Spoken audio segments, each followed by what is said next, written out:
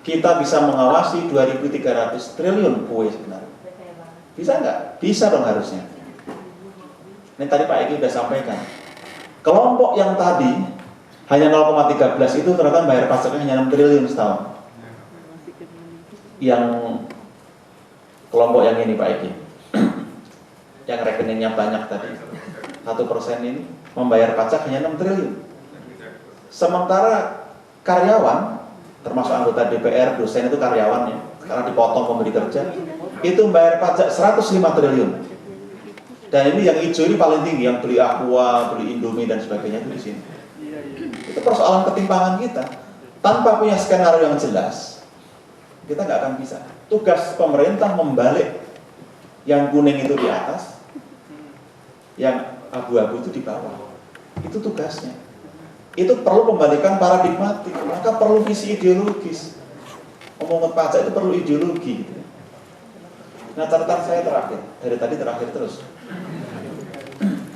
Ini memang harusnya kuliah umum kalau kita. Nah, saya mau mengatakan yang terakhir saja. Pak amnesti sudah di 40 negara, tidak masalah. Tapi kalau Anda lihat di negara berkembang, rata-rata negara mafioso itu kan. Argentina, Bolivia, Chile, Kolombia, Ekuador, itu kan negara-negara mafia. Ya mirip-mirip dengan Indonesia. Afrika Selatan ini yang berhasil karena ada kontinuitas, dan kalau mau belajar seperti Afrika kita harus hati-hati. Prasyaratnya banyak, kepemimpinan, roadmap itu harus jelas.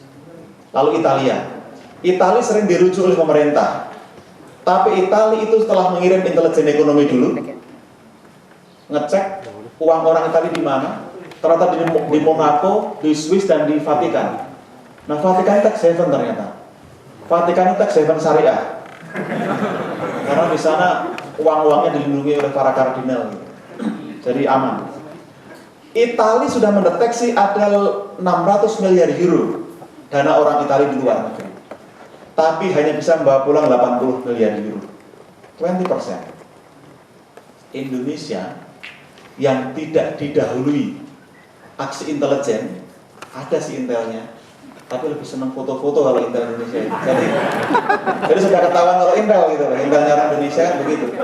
Jadi ngelacak aset orang Indonesia di Singapura, kenalan dulu, Pak saya intel mau. Nah itu repot. Kita berharap berapa yang pulang, itu juga persoalan saya kira kan. Maka harus ada target. Silahkan amnesti, tapi Menteri Keuangan bikin statement, target repatriasi berapa, target penerimaannya berapa. Nah kalau nggak ada, nggak bisa diuji berhasil atau tidak program ini. Kalau begitu mendingan diserahkan kepada di outsourcing aja tax amnesty. Kalau nggak ada kontrak politik seperti itu, target. Saya tidak akan summary RU-nya, Anda bisa baca. Di website kami juga sudah kita upload, Anda bisa baca. Banyak catatan. Nah sekarang kita, catatan terakhir, pengampunan ini bagaimana? Nah ini catatan kami. Yang pertama, soal konsideran.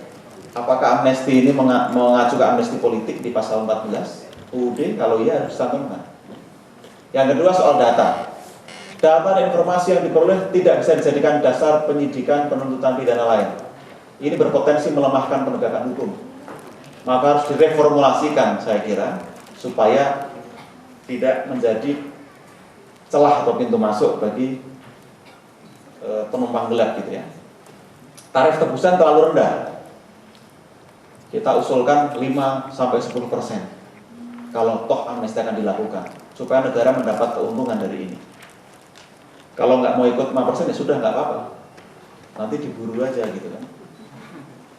Pengakuan utang, karena rumusnya harta dikurangi utang, hati-hati ada moral hazard. Nanti orang meng-create utang saat ini supaya bisa dikurangkan dalam amnesti. Insentif bagi wajib pajak sudah patuh, jangan sampai ada disinsentif, ada distorsi keadilan. Maka beri mereka insentif.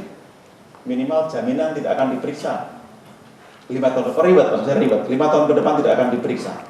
Lalu insentif untuk UKM belum ada. Supaya RUU ini ya tidak terkesan memberi insentif pada yang 1% tadi, berilah tarif yang lebih rendah bagi UKM gitu misalnya. UKM boleh ikut amnesti. klik like, share, dan jangan lupa subscribe.